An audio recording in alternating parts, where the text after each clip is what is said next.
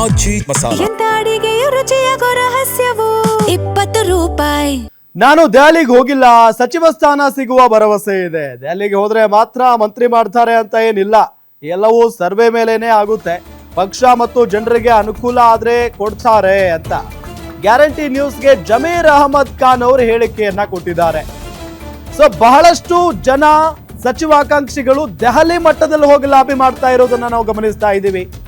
CM ಜೊತೆ ಹೋಗೋದನ್ನ ನೋಡ್ತಾ ಇದ್ದೀವಿ, ಮಾಜಿ ಸಿಎಂ ಭೇಟಿಯಾಗಿ ಲಾಬಿ ಮಾಡ್ತಾ ಇರೋದನ್ನ ನೋಡ್ತಾ ಇದ್ದೀವಿ. ಬಟ್ ಜಮೀರ್ ಸಾಹೇಬರು ಮಾತ್ರ ಸೈಲೆಂಟ್ ಆಗಿದ್ದಾರೆ.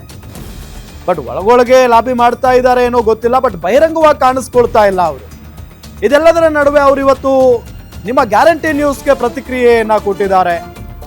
ದೆಹಲಿಗೆ ಹೋದ್ರೆ ಮಾತ್ರ ಸಚಿವ ಸ್ಥಾನ ಕೊಡ್ತಾರೆ ಅನ್ನೋದೇನೂ ಇಲ್ಲ, ಎಲ್ಲವೂ ಕೂಡ ಸರ್ವೆ ಮೇಲೇನೆ ಆಗುತ್ತೆ. ಪಕ್ಷ ಮತ್ತು ಜನರಿಗೆ ಅನುಕೂಲ ಆದವರಿಗೆ ಕೊಡ್ತಾರೆ.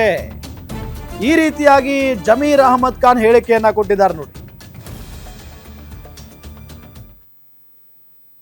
ಯಾರಿಗಾನ ಮಂತ್ರಿ ಮಾಡಬೇಕಾದ್ರೆ ಅವ್ರು ತಾವು ಎಲ್ಲ ಥರ ಮಾಹಿತಿ ಇರ್ತದೆ, ಸರ್ವೆ ಮಾಡಿರ್ತಾರೆ.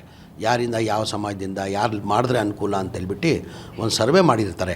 ಆ ಪ್ರಕಾರನೇ ಅವ್ರು ಏನು ಮಾಡ್ತಾರೆ, ಮಂತ್ರಿ ಮಾಡೋದು. ನಾವು ಹೋಗಿ ಕೇಳಿದ ತಕ್ಷಣ ಮಂತ್ರಿ ಮಾಡ್ತಾರಂತ ನಾವು ನಿರೀಕ್ಷೆ ಇಟ್ಕೊಳ್ಳೋಂಗಿಲ್ಲ. ಆ ಕಾಂಗ್ರೆಸ್ ಪಕ್ಷ ಆವತ್ತಿಂದ ಪದ್ಧತಿ ಬಂದಿದೆ, ಅವ್ರದ್ದೇ ಅಂತ ಒಂದು ಸರ್ವೆ ಮಾಡ್ತಾರೆ. ಆ ಸರ್ವೆದಲ್ಲಿ ಯಾರು ಕೊಟ್ಟರೆ ಯಾರಿಗೂ ಒಳ್ಳೇದಾಗ್ತದೆ ಅಂತೇಳ್ಬಿಟ್ಟು ಪಕ್ಷಕ್ಕೆ ಒಳ್ಳೇದಾಗಬೇಕು, ಆಮೇಲೆ ರಾಜ್ಯಕ್ಕೂ ಒಳ್ಳೇದಾಗಬೇಕು. ಆ ಹಿನ್ನೆಲೆಯಲ್ಲಿ ಅವರು ಮಂತ್ರಿ ಮಾಡೋದು. ಯಾರಿಗಾನ ಮಂತ್ರಿ ಮಾಡಬೇಕಾದ್ರೆ ಅವ್ರು ತಾವು ಎಲ್ಲ ಥರ ಮಾಹಿತಿ ಇರ್ತದೆ, ಸರ್ವೆ ಮಾಡಿರ್ತಾರೆ. ಯಾರಿಂದ ಯಾವ ಸಮಾಜದಿಂದ ಯಾರು ಮಾಡಿದ್ರೆ ಅನುಕೂಲ ಅಂತೇಳ್ಬಿಟ್ಟು ಒಂದು ಸರ್ವೆ ಮಾಡಿರ್ತಾರೆ.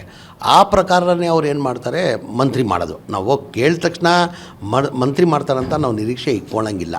ಆ ಕಾಂಗ್ರೆಸ್ ಪಕ್ಷ ಆವತ್ತಿಂದ ಪದ್ಧತಿ ಬಂದಿದೆ, ಅವ್ರದ್ದೇ ಅಂತ ಒಂದು ಸರ್ವೆ ಮಾಡ್ತಾರೆ. ಆ ಸರ್ವೆದಲ್ಲಿ ಯಾರು ಕೊಟ್ಟರೆ ಯಾರಿಗೂ ಒಳ್ಳೇದಾಗ್ತದೆ ಅಂತೇಳ್ಬಿಟ್ಟು ಪಕ್ಷಕ್ಕೆ ಒಳ್ಳೇದಾಗಬೇಕು, ಆಮೇಲೆ ರಾಜ್ಯಕ್ಕೂ ಒಳ್ಳೇದಾಗಬೇಕು.